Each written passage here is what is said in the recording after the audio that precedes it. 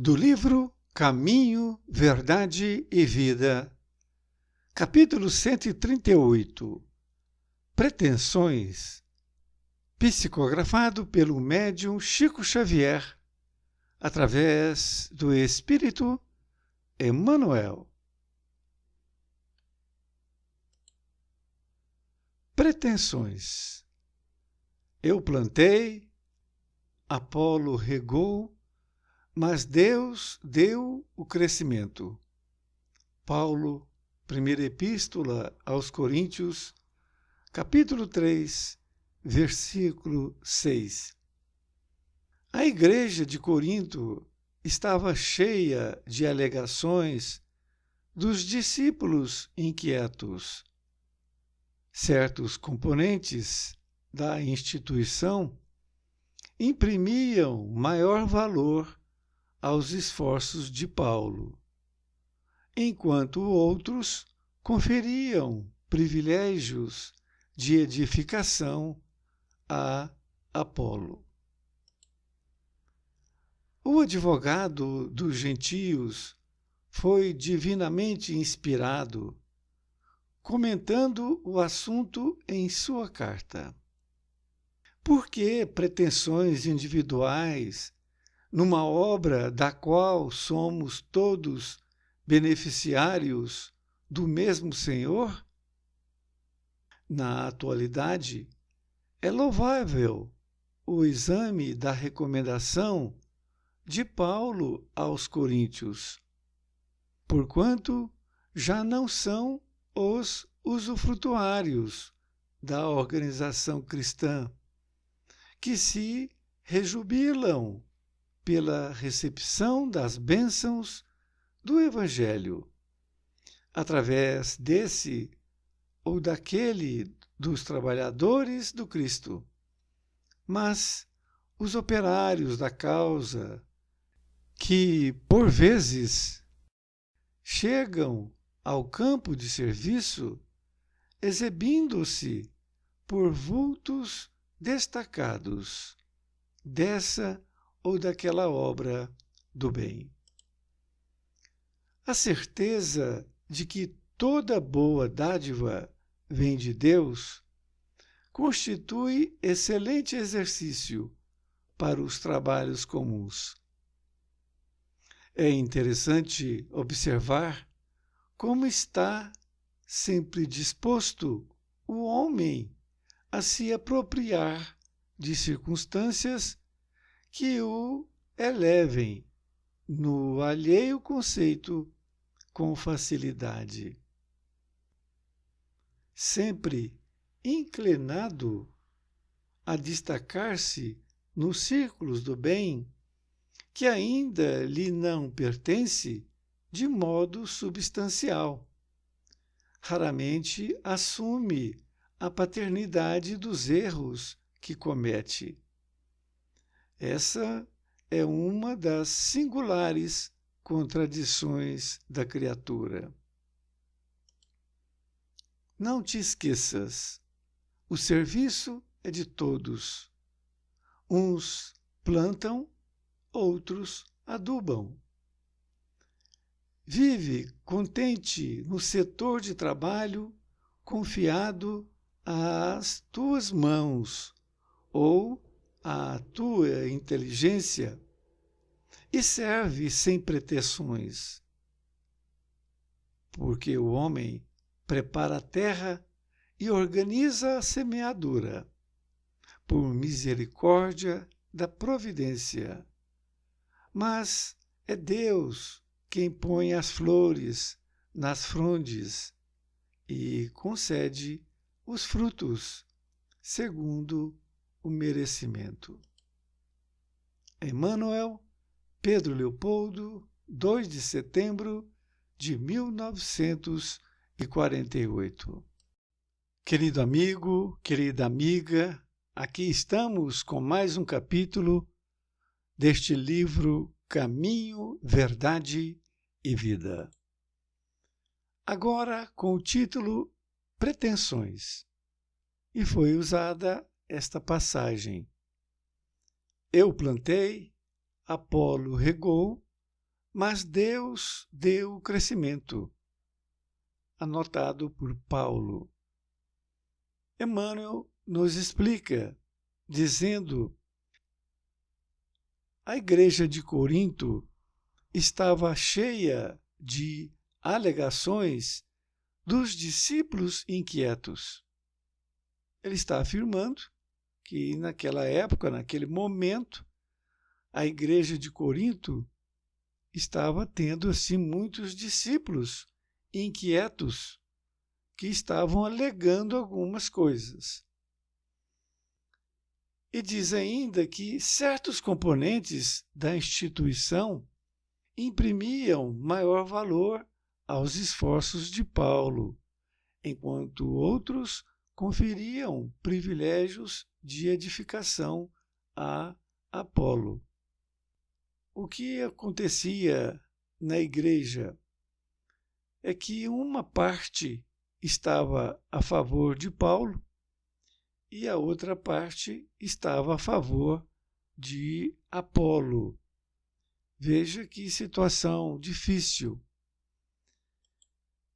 Nesta outra parte, ele diz: o advogado dos gentios, que é Paulo, foi divinamente inspirado, comentando o assunto em sua carta. Veja bem que Paulo, percebendo esta colocação entre as pessoas, esse má relacionamento, podemos assim dizer, ele então fez essa carta aos Coríntios. E diz ainda que, por que pretensões individuais numa obra da qual somos todos beneficiários do mesmo Senhor? Emmanuel está realmente fazendo uma pergunta. Se todos tinham o mesmo objetivo, que era trabalhar para o nosso Senhor, nosso Mestre Jesus, e nós todos somos beneficiários, portanto, não tem motivo nenhum para haver esta discussão entre eles. E diz que, na atualidade, é louvável o exame da recomendação de Paulo aos Coríntios, porquanto já não são os usufrutuários da organização cristã, que se rejubilam pela recepção das bênçãos do Evangelho, através desse ou daquele dos trabalhadores do Cristo, mas os operários da causa, que por vezes chegam ao campo de serviço, exibindo-se por vultos destacados dessa ou daquela obra do bem. Neste parágrafo, Emmanuel está nos explicando que, na atualidade, é louvável este exame que recomendou Paulo de Tarso aos Coríntios. Desta feita, aquilo que aconteceu naquela época, nós podemos aplicar atualmente. Ele está dizendo que todos nós somos usufrutuários desta organização e nós somos fazer parte dessa recepção de bênçãos que nós temos do Evangelho. E através daqueles trabalhadores do Cristo, mas todos eles são operários da causa. É isso que a gente tem que entender. Chegam ao campo do serviço exibindo por vultos destacados dessa ou daquela obra do bem. É muito comum que chega pessoas, não somente numa casa espírita, mas também numa igreja ou outro templo religioso, muitas vezes chega a pessoa que já está querendo se mostrar ali quem é. E é exatamente isso é que temos que ter essa cautela para com essas pessoas. Nesta outra parte, ele diz que a certeza de que toda boa dádiva vem de Deus constitui excelente exercício para os trabalhos comuns, que nós, então, não percamos esta frase. Toda boa dádiva vem de Deus. Então, aquela pessoa que quer se expor e quer falar e mandar, e, na verdade, ela não está fazendo nada de dádiva para com Deus, ele está equivocado. E isso acontece muito. É interessante observar como está sempre disposto o homem a se apropriar de circunstâncias que o elevem no alheio conceito com facilidade. Veja que ele está falando de um homem que é interessante observar que este homem ele quer apropriar de circunstâncias, ou seja, aproveitar circunstâncias para que ele possa se elevar, isto é, aparecer junto àquele grupo como se fosse o melhor. E, como ele diz, no alheio conceito com facilidade. Então, ele não fez nada, não está mostrando nada, no entanto, ele está ali querendo ganhar um cargo naquela instituição.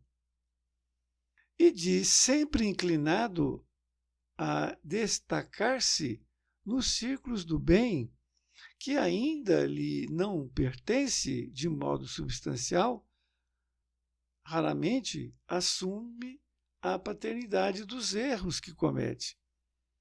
Esta pessoa que está sempre aparecendo, inclinado, desejando a destacar-se daquele círculo do bem, do grupo espírita, mas a ele não ainda pertence de modo substancial. Isto é, ele não está ali trabalhando como os outros estão. Ele está de fora querendo ser o líder daquele grupo. E a frase de Emmanuel diz, raramente assume a paternidade dos erros que comete. Então essa criatura, ela é tão orgulhosa que ela não assume, que raramente, não é? Praticamente não assume a paternidade dos erros que comete. Ele já cometeu muitos erros, como todos nós, e diz ainda que essa é uma das singulares contradições da criatura. Emmanuel está afirmando, e realmente é. Nesta outra parte, diz que não te esqueças, o serviço é de todos. Uns plantam, outros adubam. Veja bem, todos na casa têm que trabalhar. Emmanuel nos orienta dizendo, vive contente no setor de trabalho confiado às tuas mãos, ou à tua inteligência, e serve sem pretensões, porque o homem prepara a terra e organiza a semeadura, por misericórdia da providência, mas é Deus quem põe as flores nas frondes e concede os frutos, segundo o merecimento. Ele está, desta forma, nos incentivando para que nós possamos confiar naquilo que a gente precisa fazer, na nossa responsabilidade, sabendo que Deus é que vai concluir o nosso trabalho. Um grande abraço e até mais ver, e fique com Deus.